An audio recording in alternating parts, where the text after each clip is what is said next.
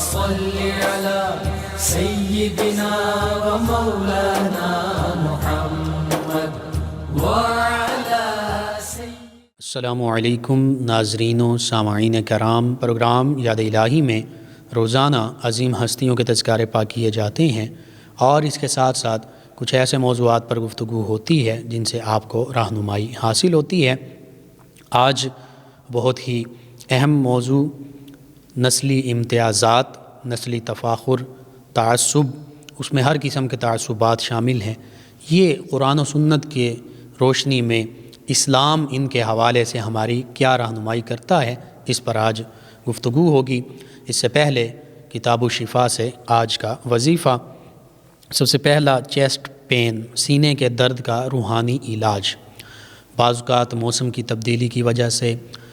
یا مختلف امراض کی وجہ سے، نمونیا، بخار، دیگر مسائل کی وجہ سے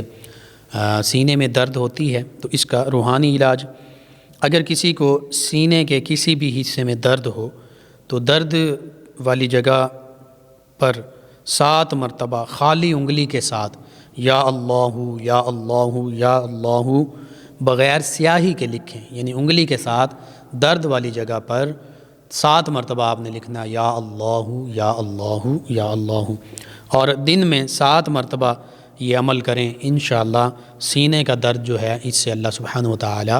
شفا عطا فرمائے گا۔ اس کے ساتھ سماعت کی سلامتی کا وظیفہ، یعنی قوت سماعت، سننے کی جو طاقت ہے، اس میں کسی قسم کا فرق نہ پڑے، یا اگر کچھ فرق پڑ چکا ہے، قوت سماعت کم ہو چکی ہے، تو اس کے لیے بھی یہ وظیفہ اور روحانی علاج ہر فرض نماز کے بعد 11 مرتبہ ہمیشہ اللہ سبحانہ و تعالیٰ کا اسم مبارک، 2 اسماء مبارکہ ہیں یا اللہ یا سمیع، ان کا پڑھنا ساری عمر بہرا ہونے سے اللہ کے حکم سے محفوظ رکھتا ہے۔ یعنی یا اللہ یا سمیع اگر ہر فرض نماز کے بعد 11 مرتبہ آپ پڑھتے رہیں، اس کا معمول بنا لیں، تو انشاءاللہ کبھی بھی قوت گویائی سے محروم نہیں ہوں گے۔ بہرا پن جو ہے یہ کبھی نہیں ہوگا، اور اگر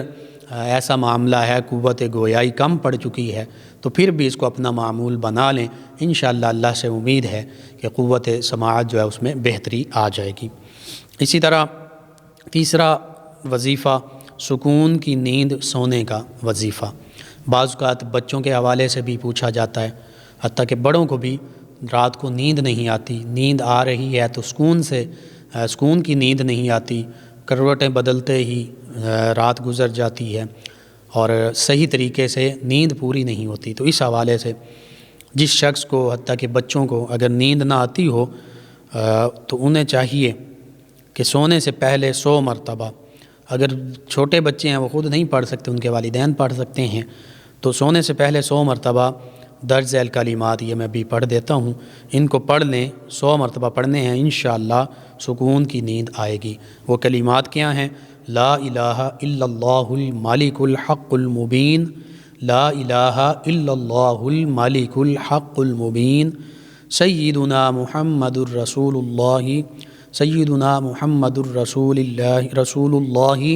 صادق الوعد الامین، سیدنا محمد الرسول اللہ صادق الوعد الامین۔ یہ دونوں کلمات 100 مرتبہ پڑھنے ہیں رات سونے سے پہلے، انشاءاللہ اللہ سبحانہ و تعالی سکون کی نیند عطا فرمائے گا۔ تو یوں یہ روحانی علاج، یہ وظائف ہمیں ضرورت ہوتی ہے، آپ کو ضرورت ہے، آپ ان کو اپنے معمول کا حصہ بنائیے، اپنے اعزاء اقربا یعنی رشتہ داروں تک پہنچائیے، دوست احباب تک پہنچائیے، پڑوسیوں محلے داروں کو بتائیے، امت مسلمہ تک پہنچائیے۔ میرے آپ کے ہمارے بتانے سے اگر امت مسلمہ کا، ہمارے کسی مسلمان بہن بھائی کا، بچوں کا فائدہ ہوگا تو انشاءاللہ یہ ہمارے لیے بھی دین و دنیا آخرت کی بھلائی، کامیابی اور نجات کا باعث ہوگا۔ جی ناظرین و سامعین، نسلی امتیاز، صنفی امتیاز، تعصبات، کیا یہ اسلام میں ہیں؟ بالکل نہیں ہیں۔ اسلام کی تعلیمات روز روشن کی طرح واضح ہیں، اور خصوصاً آپ غور کیجئے کہ اللہ سبحانہ و تعالی نے اس ساری کائنات کو پیدا فرمایا اور پھر انسان کو اشرف المخلوقات بنایا۔ حضرت انسان جو ہے اس کو تمام مخلوقات پر اشرف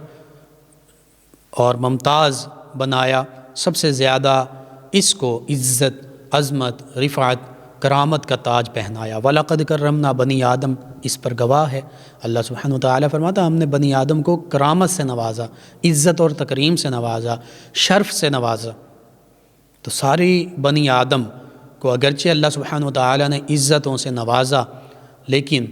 اس عزت پانے کا ذریعہ کن کو بنایا؟ ان تعلیمات کو بنایا جو انبیاء کرام علیہم السلام لے کر آئے،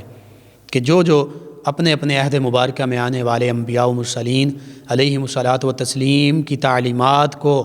مانتے گئے، دل و جان سے اس کا اقرار کرتے گئے، اس کو سر تسلیم اس پر خم کرتے گئے، وہ اللہ کے اس وعدے کے سچے مصداق بنتے گئے۔ وَلَقَدْ كَرَّمْنَا بَنِي آدم،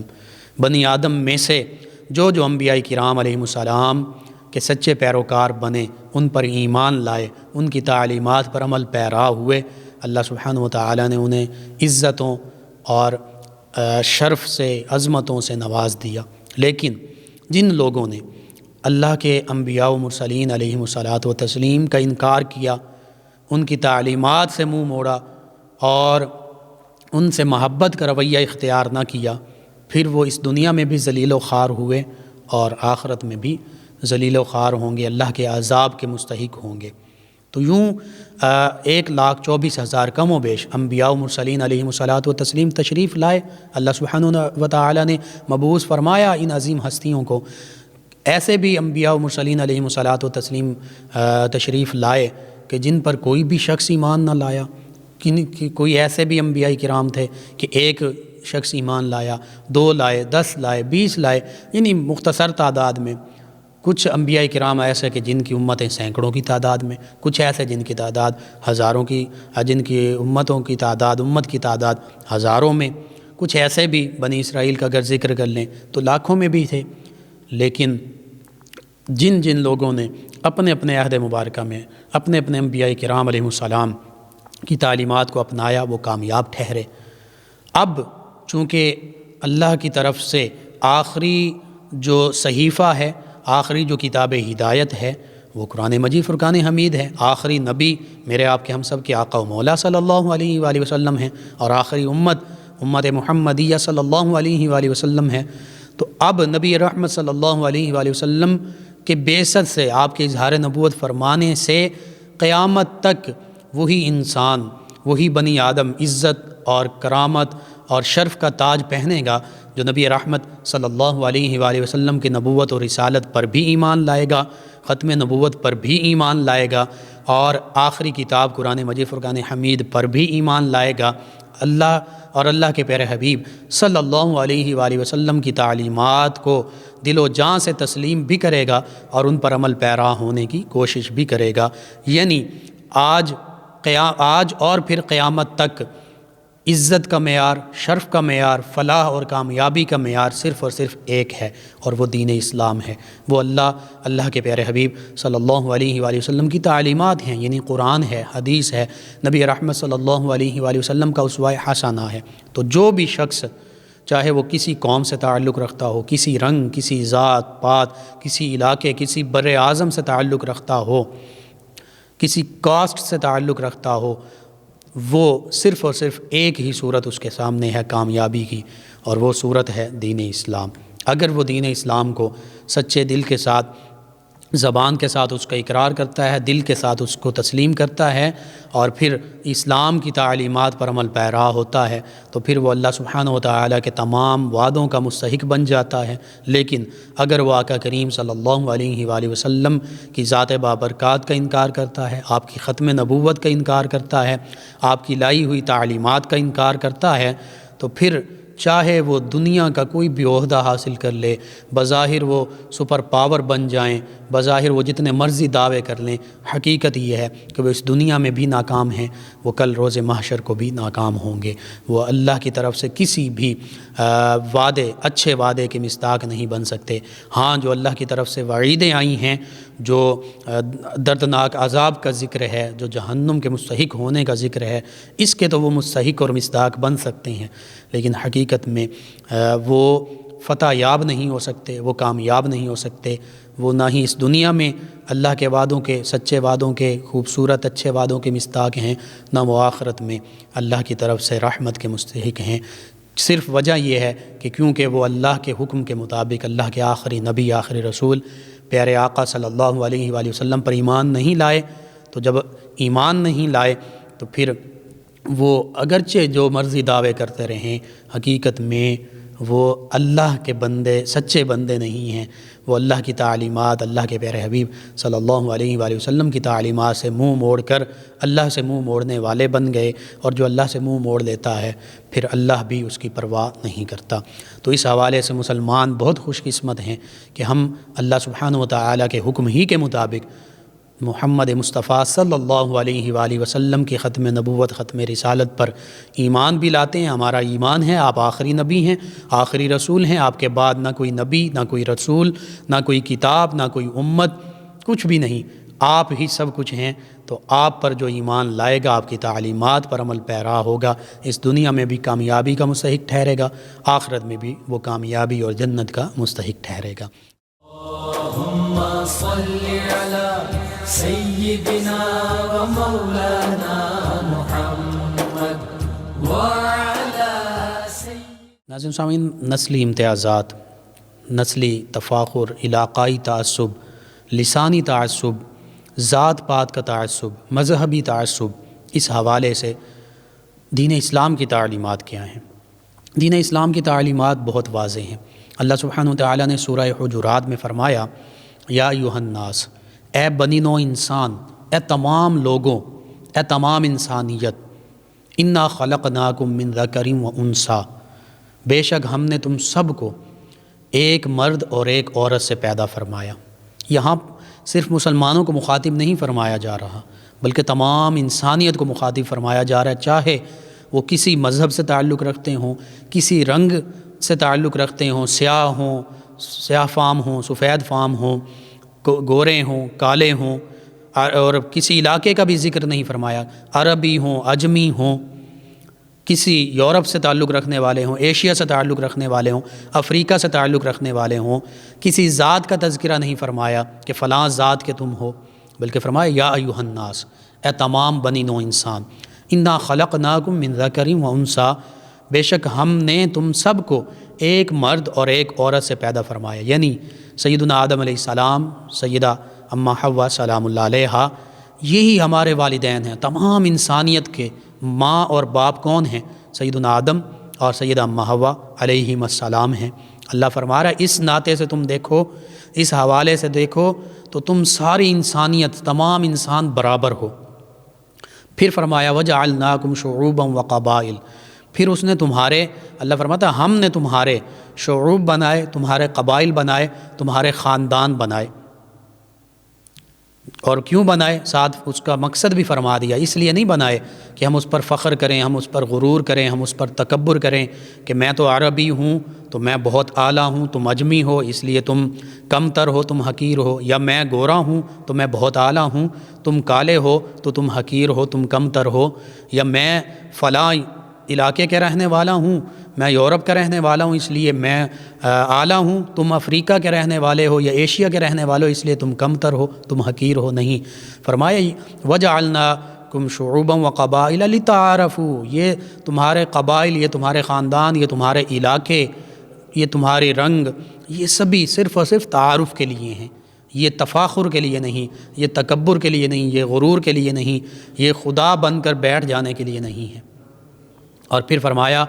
آگے فرما دیا کہ ہاں تم سمجھتے ہو کہ عزت کا معیار جو ہے وہ کسی خاص علاقے میں رہنا ہے، کسی خاص قوم سے تعلق رکھنا ہے، کسی خاص رنگ کا ہونا ہے، کسی خاص مذہب کا ہونا ہے، یہ تفاخر کا معیار ہے؟ نہیں، عزت کا معیار تم نے یہ بنا لیا، رنگ، ذات، نسل، یہ تم نے عزت کے معیار بنا لیے ہیں۔ اللہ فرماتا نہیں، عزت کا معیار کیا ہے؟ فرمایا ان اکرمکم عند اللہ اتقاکم،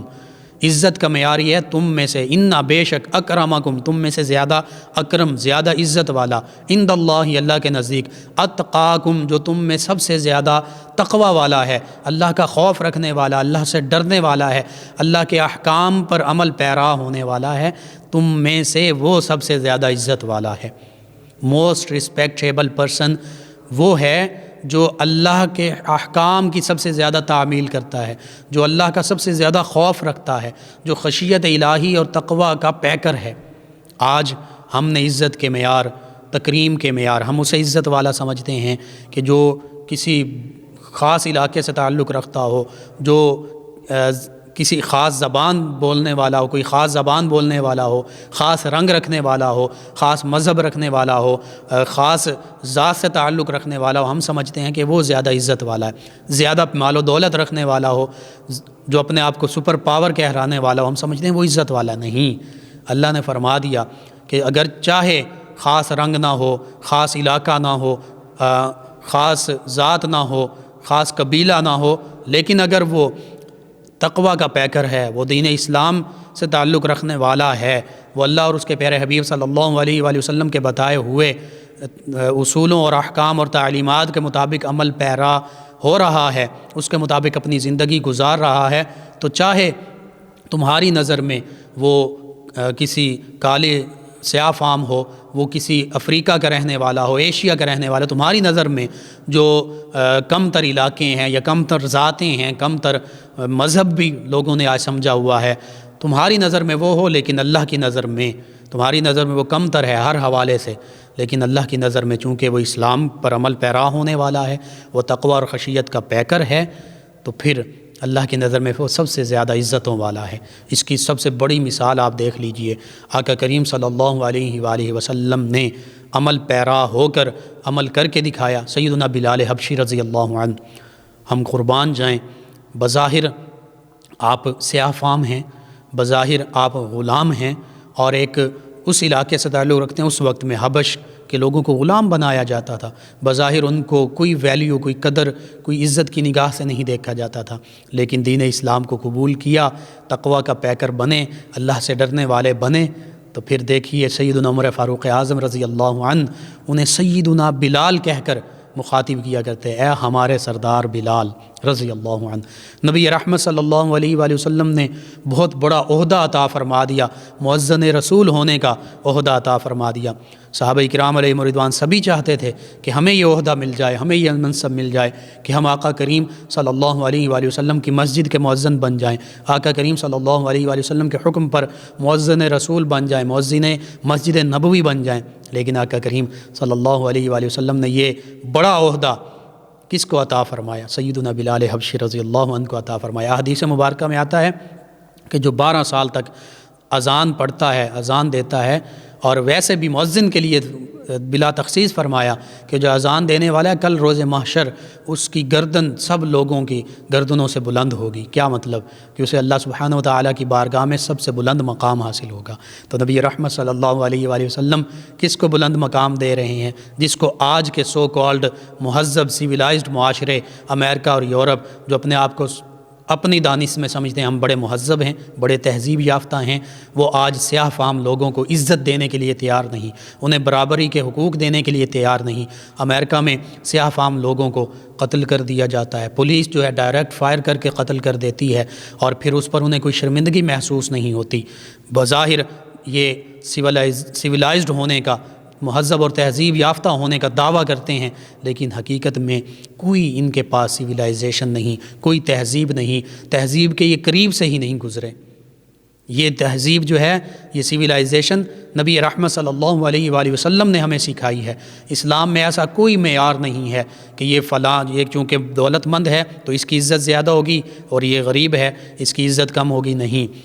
اللہ کی بارگاہ میں جب نماز میں سبھی حاضر ہوتے ہیں تو کیا ہوتا ہے؟ امیر، غریب، ادنا، اعلیٰ، بظاہر جو دنیاوی معیار دیگر مذاہب یا قوموں نے، لوگوں نے بنائے ہوئے ہیں، اپنائے ہوئے ہیں، دین اسلام میں یہ معیار ہیں ہی نہیں۔ سبھی ایک ساتھ کھڑے ہوتے ہیں، حتیٰ کہ بعض اوقات تو ایسا بھی ہوتا ہے کہ ہو سکتا ہے امیر جو ہے وہ اگلی صف میں کھڑے ہو، غریب جو ہیں وہ اگلی صف میں کھڑے ہوں، امیر پچھلی صف میں کھڑے ہوں۔ جو بظاہر دنیاوی حوالے سے مال و دولت والا ہے، یا بظاہر کوئی تفاخر فخر کرنے والا ہے کسی بھی ذات پہ، تو وہ ہو سکتا ہے پچھلی صف میں کھڑا ہو، جسے ہم بظاہر سمجھتے ہیں کہ ادنا ذات سے تعلق رکھتا ہے، حالانکہ اللہ کی بارگاہ میں، اللہ کے پیارے حبیب صلی اللہ علیہ وآلہ وسلم کی بارگاہ میں دین اسلام کی نظر میں کوئی ادنا اعلیٰ نہیں ہے، کوئی بڑی قوم بڑی ذات نہیں ہے، کوئی چھوٹی قوم چھوٹی ذات نہیں ہے۔ اسلام کی روشنی میں سبھی برابر ہیں۔ اگر کوئی بڑا ہے تو وہ تقوی کی بنیاد پر ہے۔ یہ ساری ہندوانہ رسمیں ہیں، یہ ساری جو ہیں غیر اسلامی ہمارے سوچ ہے، اگر کہیں یہ پائی جاتی ہے کہ فلاں جو ذات ہے یہ کمتر ہے، فلاں جو ہے یہ برتر ہے، نہیں، یہ سبھی ہندوؤں میں تو یہ ہو سکتی ہیں کہ یہ برہمن ہے، یہ کھشتری ہے، یہ شودر ہے، یہ دلت ہے، لیکن اسلام میں کوئی ایسی تعلیم نہیں ہے۔ ہم دیکھتے ہیں ہندو جو ہیں وہ شودر کا جھوٹا نہیں پیتے، شودر کو اپنے قریب نہیں پھٹکنے دیتے، حتیٰ کہ شودر کو جو برہمن کا ایک مندر ہے وہاں پر شودر کو نہیں آنے دیتے، وہ آ جائے تو کہتے ہیں یہ پلید ہو گیا، یہ ناپاک ہو گیا۔ لیکن اسلام کی تعلیمات بالکل ایسی نہیں ہیں۔ اسلام کی تعلیمات تو یہ ہیں کہ ادنا ہو، اعلیٰ ہو، امیر ہو، غریب ہو، گورا ہو، کالا ہو، عربی ہو، عجمی ہو، اسلام کی نظر میں سب برابر ہیں۔ نبی رحمت صلی اللہ علیہ وآلہ وسلم کا وہ فرمان ہماری رہنمائی کر رہا ہے۔ آپ نے فرمایا تھا اے لوگوں کو مخاطب کر کے فرمایا، اس میں مسلمان بھی شامل ہیں، تمہارا رب ایک ہے، تمہارا باپ ایک ہے، یعنی سیدنا آدم علیہ السلام۔ اور پھر فرمایا کہ کسی بھی عربی کو عجمی پر کوئی فوقیت نہیں، کسی عجمی کو عربی پر کوئی فوقیت نہیں، کسی گورے کو کالے پر کوئی فوقیت نہیں، کسی کالے کو گورے پر کوئی فوقیت نہیں۔ آگے فرمایا الا التقوی، ہاں اگر فوقیت حاصل ہے، اگر اللہ کی بارگاہ میں عزت اور شرف حاصل ہے تو وہی یہ آیت کریمہ کا ترجمہ ان اکرمکم عند اللہ اتقاکم، فرمایا تقوی کی بنیاد پر فضیلت حاصل ہے۔ جو تم میں سے تقوی کا پیکر بنے گا، خشیت الہی کا پیکر بنے گا، اللہ سے ڈرنے والا ہوگا، وہ اللہ کی بارگاہ میں سب سے بلند تر ہوگا۔ اور پھر یہ بھی دیکھیے، جو اللہ سے ڈرنے والا ہوتا ہے، تقوی اور خشیت اختیار کرنے والا ہوتا ہے، وہ کبھی دعویٰ نہیں کرتا کہ میں بہت بڑا ہوں، وہ کبھی تکبر نہیں کرتا، تفاخر نہیں کرتا، وہ عاجزی کا اظہار کرتا ہے۔ اور حدیث مبارکہ میں آتا ہے، حدیث مبارکہ کا مفہوم ہے کہ جو اللہ کی بارگاہ میں عاجزی اختیار کرتا ہے، اللہ سبحانہ و تعالی اس کے مقام کو بلند فرما دیتا ہے۔ بظاہر وہ عاجزی اختیار کر رہا ہے کہ میں سب سے کمتر ہوں، لیکن حقیقت میں وہ عاجزی اختیار کرنے کی وجہ سے اللہ سبحانہ و تعالی اسے سب سے برتر فرما دیتا ہے۔ تو یہ نبی رحمت صلی اللہ علیہ وآلہ وسلم کے فرامین مبارکہ ملتے ہیں۔ آپ نے اپنی عظمت اور شان اپنے الفاظ کے ساتھ، انا کے ساتھ بھی ارشاد فرمائی، لیکن ساتھ ہی فرمایا ولا فخر، میں اس پر فخر نہیں کرتا، اس پر فخر نہیں کرتا، یہ عاجزی ہے۔ سب سے زیادہ عاجزی اختیار فرمائی، اللہ سبحانہ و تعالی نے آپ کو سب سے بڑا مقام عطا فرمایا، سید الانبیاء والمرسلین بنا دیا، سید الاولین والآخرین بنا دیا، سب سے بڑی شانیں آپ ہی کو عطا فرما دی کہ اللہ کی مخلوق میں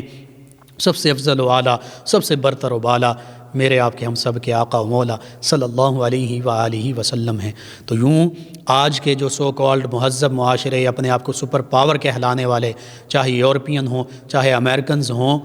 حقیقت میں انہیں سویلائزیشن کا بالکل پتہ ہی نہیں، تہذیب کیا ہے۔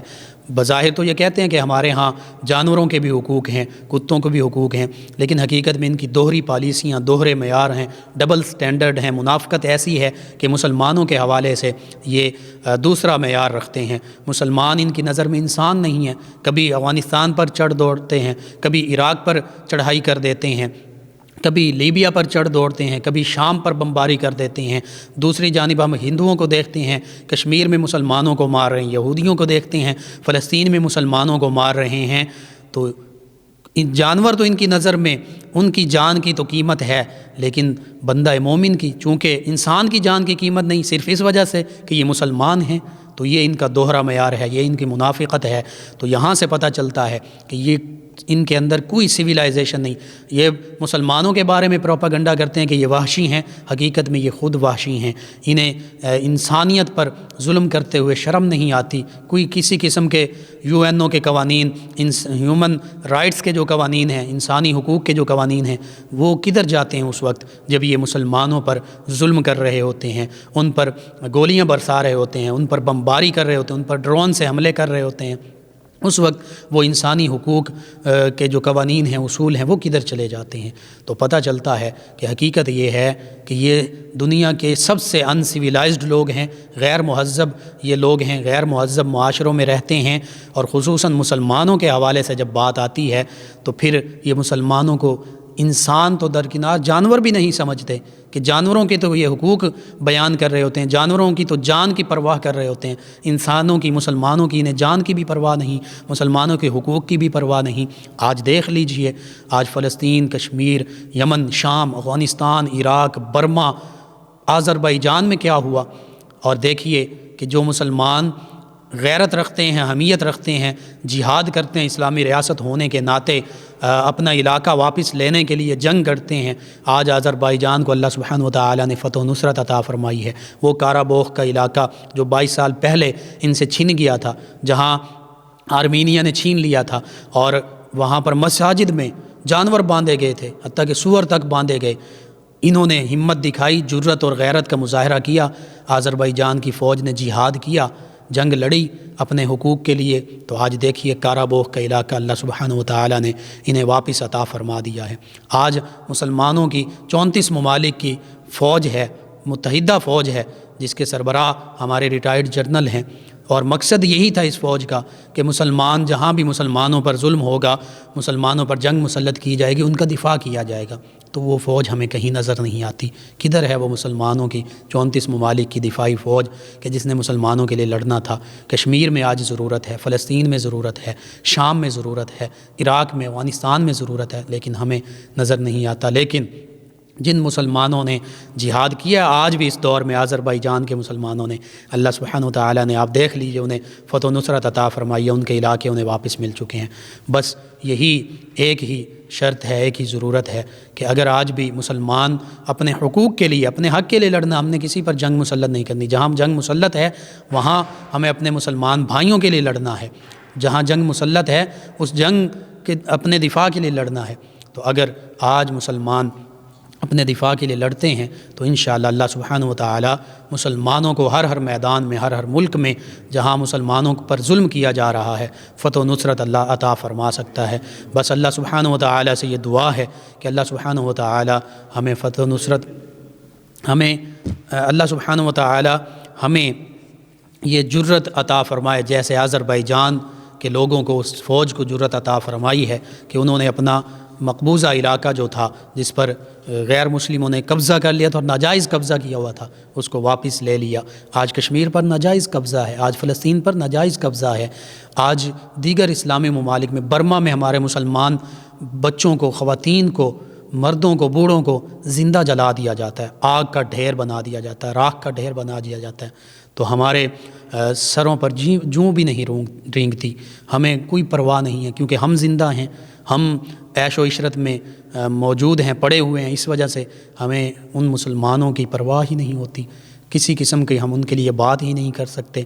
ہم ان کے لیے 34 ممالک کی جو فوج ہے وہ ان کے لیے ان کا نام ہی نہیں لیتی۔ یہ مسلمان،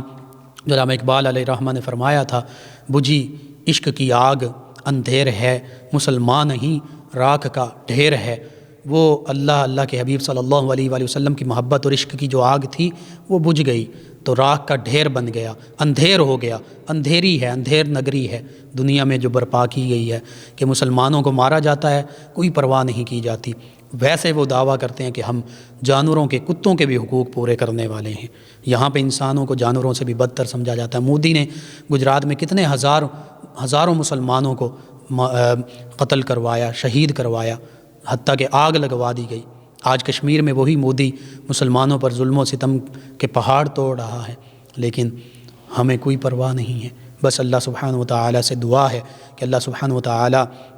ہمیں جو دین اسلام کی ایک قوت تھی کہ یہ اسلام کی خاطر، مسلمانوں کی خاطر، اسلام کی بقا، مسلمانوں کی بقا، اللہ کے دین کی بقا کی خاطر یہ جہاد کیا کرتے تھے، اور خصوصاً جب جنگ مسلط کر دی جائے، اسے نفیر عام کہتے ہیں، جب جنگ مسلط کر دی جائے اسلام کے دشمنوں کی جانب سے تو پھر گھر میں بیٹھے رہنا یہ قابل قبول نہیں، پھر جہاد فرض ہو جاتا ہے، پھر اللہ کے راستے میں اسلامی ریاست کا یہ فرض ہوتا ہے کہ وہ اپنے مسلمان بھائیوں کے لیے جہاد کرے اور ان کو ظلم و ستم سے آزاد کروائے۔ سورۃ النساء کی آیت کریمہ اس پر واضح نص موجود ہے۔ اللہ فرماتا ہے وَمَا لَكُمْ لَا تُقَاتِلُونَ فِي سَبِيلِ اللَّهِ، تمہیں کیا ہو گیا کہ تم اللہ کے راستے میں قتال نہیں کرتے، غیر مسلموں کی گردنیں نہیں اڑاتے۔ آگے فرمایا وَالْمُسْتَضْعَفِينَ مِنَ الرِّجَالِ وَالنِّسَاءِ وَالْوِلْدَانِ، حالانکہ کمزور مرد، کمزور خواتین، بچے، وہ جو کمزور ہیں، جن کے پاس اسلحہ نہیں یا نہتے ہیں کشمیر میں، فلسطین میں، وہ کیا دعا کرتے ہیں؟ الذین یقولون ربنا اخرجنا من هذه القریہ الذی ظالم اہلها، اے اللہ ہمیں اس بستی سے، اس علاقے سے، اس ملک سے نکلنے کا راستہ فراہم فرما دے کہ جہاں ہم پر ظالم مسلط ہیں، الذی ظالم اہلها، جہاں ظلم کرنے والے ہم میں موجود ہیں۔ اور پھر دعا کرتے ہیں وجعل لنا من لدنک ولیہ وجعل لنا من لدنک نصیرا، اے اللہ تو اپنی طرف سے ہمارے لیے کوئی ہمارا حمایتی بنا دے، کوئی ہمارے لیے کوئی ہمارا مددگار بنا دے۔ وہ فلسطین کے بچے، وہ خواتین، وہ بزرگ، وہ جوان جو نہتے ہیں، وہ کشمیر کے بچے، خواتین، نوجوان، بچے، بوڑھے، وہ روتے ہیں، وہ اللہ کی بارگاہ میں گڑ گڑا کر دعا کرتے ہیں کہ اللہ ہمارے مسلمان بھائی ہمارے حمایتی بنا دے، ہمارے مددگار بنا دے، کہ اس ہمارے علاقے میں ظلم کرنے والی فوجیں ہم پر موجود ہیں، ہم پر ظلم کرتی ہیں، پیلٹ گنز برساتی ہیں، بچوں کو شہید کر دیا جاتا ہے، نوجوانوں کو شہید کر دیا جاتا ہے، خواتین کی آبرو ریزی کی جاتی ہے۔ ایک مسلمانوں کی بیٹی کو راجہ داہر کے غنڈوں نے، ڈاکوؤں نے اغوا کیا تھا۔ محمد بن قاسم 17 سال کی عمر میں عرب سے یہاں دوڑتے ہوئے آئے تھے، بھاگتے ہوئے، گھوڑے دوڑاتے ہوئے آئے تھے، مسلمان بیٹی کو بازیاب کروایا تھا۔ آج ہماری مسلمان بہن، مسلمان قوم کی بیٹی عافیہ صدیقی امریکہ کے پنجے میں ہے، لیکن ہمیں پرواہ ہی نہیں ہے۔ آج مسلمان کشمیر، فلسطین، یمن، شام، Afghanistan, Iraq, Burma, Libya, Chechnya, Bosnia, کہاں کہاں ظلم کا شکار نہیں، لیکن ہم خواب غفلت میں ڈوبے ہوئے ہیں، غفلت کا شکار ہیں۔ اللہ سبحانہ وتعالی سے دعا ہے اللہ سبحانہ وتعالی ہماری آنکھوں سے پردے اٹھا دے، ہمیں وہ جذبہ اور وہ جرت، وہ غیرت ایمانی عطا فرما دے کہ جس کی آج ہمیں ضرورت ہے، اور ہمارے مسلمان بھائی جہاں بھی ظلم و ستم کے خلاف لڑ رہے ہیں، آزادی کی جنگیں لڑ رہے ہیں، انہیں فتح و نصرت عطا فرما دے، آمین۔ ناظرین سوامی نے اس دوران ہمیں جوائن کیا مظہر مصطفیٰ صاحب نے، کہتے ہیں السلام علیکم۔ جی وعلیکم السلام۔ کہتے ہیں غیر مذہب کو اس کے تہوار پر مبارک دینا جائز ہے یا نہیں؟ اگر آپ اس کے مذہب سے تعلق رکھتے ہیں تو پھر آپ اس کو مبارک دے سکتے ہیں، ورنہ نہیں دے سکتے۔ سدرا صاحبہ کہتی ہیں السلام علیکم، کیونکہ احادیث مبارکہ من تشبہ بقوم فہو منہم، جو جس قوم کی مشابہت اختیار کرتا ہے، جس قوم جیسا ہونے کی کوشش کرتا ہے، وہ انہی میں سے ہوگا۔ من تشبہ بقوم فہو منہم، وہ انہی میں سے ہے، یہ اللہ کے پیارے حبیب صلی اللہ علیہ وآلہ وسلم نے فرما دیا۔ سدرا صاحبہ کہتی ہیں السلام علیکم۔ جی وعلیکم السلام۔ کہتی ہیں اپلیکیشن منظور کروانے کا وظیفہ یا مسبب الاسباب پڑھیں اور درود تنجینا کم از کم 1000 مرتبہ پڑھیں، اللہ تعالیٰ خیر فرمائے گا۔ عدیل صاحب ہیں، انہوں نے ہمیں جوائن کیا۔ حافظ محمد صاحب نے ہمیں جوائن کیا، اور ندیم فاروق صاحب ہیں، رسولیوں کے لیے انہوں نے سورت کا پوچھا کتنی دفعہ پڑھنی ہے۔ جی یہ رسولیوں کے لیے جو وظیفہ ہے، اس میں یہ ہے کہ وہ بینگن پر یہ عمل کرنا ہے، گول بینگن لے کر، تو سورہ فاتحہ 1 مرتبہ پڑھنی ہے، سورہ بنی اسرائیل کی 80 سے 82 تک 3 آیات 3 مرتبہ پڑھنی ہے۔ سید طاہر صاحب ہیں، انہوں نے ہمیں جوائن کیا، کہتے ہیں پروگرام بہت اچھا ہے۔ عارف علی صاحب ہیں، کہتے ہیں کہ ٹانگ پہ چوٹ لگی ہے، رات بہت تکلیف ہوتی ہے، کوئی وظیفہ؟ جی سورۃ الطارق 30ویں پارے میں ہے، اس کو 3 مرتبہ پڑھ کر آپ دم کریں، انشاءاللہ چوٹ اور زخم جو ہے مندمل ہو جائے گا۔ روبینہ شاہین صاحبہ، انہوں نے ہمیں جوائن کیا، انہوں نے اپنا سوال پوچھا۔ جو آپ نے سوال پوچھا اس کے بارے میں میں یہ عرض کرتا ہوں کہ جو خواتین ہیں ان کے لیے پیر سے بھی پردہ ہے، پیر ان کے لیے غیر محرم ہے، پیر سے پردہ ضروری ہے۔ تو اس حوالے سے اسلام نبی رحمت صلی اللہ علیہ وآلہ وسلم سے خواتین صحابیات نے بیعت کی، لیکن نبی کریم صلی اللہ علیہ وآلہ وسلم نے ہاتھ نہیں ملایا، یعنی صحابہ کرام جو مرد تھے وہ ہاتھ پر بیعت کرتے تھے، لیکن نبی رحمت صلی اللہ علیہ وآلہ وسلم خواتین صحابیات کو جب بیعت فرماتے تو ہاتھ نہیں ملاتے تھے۔ تو یوں پیر صاحب کی زیارت اس روشنی میں کہ نبی رحمت صلی اللہ علیہ وآلہ وسلم کی صحابیات زیارت کرتی تھیں، وہ چند لمحے کے لیے تو اس کی آپ کہہ سکتے ہیں کہ چلیں جی رخصت ہے، لیکن حقیقت میں پیر صاحب بھی غیر محرم ہیں، ان سے پردے میں رہ کر پردہ ضروری ہے۔ اسی طرح جتنے بھی احکام غیر محرم کے لیے ہیں وہ پیر صاحب کے لیے بھی ہیں۔ آج یہ غیر شرعی حرکات بظاہر نام نہاد پیر کرتے ہیں، یہ بالکل اسلام کی تعلیمات کے خلاف ہیں۔ محمد امین صاحب ہیں، انہوں نے ہمیں جوائن کیا، گنٹھیے کا وظیفہ پوچھا ہے۔ جی مختصراً میں آج وظیفہ آپ کو یاد کر دیتا ہوں، یا شافی الامراض، اس کو کثرت سے پڑھیں، مزید کل کے پروگرام میں آپ کے لیے وظیفہ میں عرض کر دوں گا۔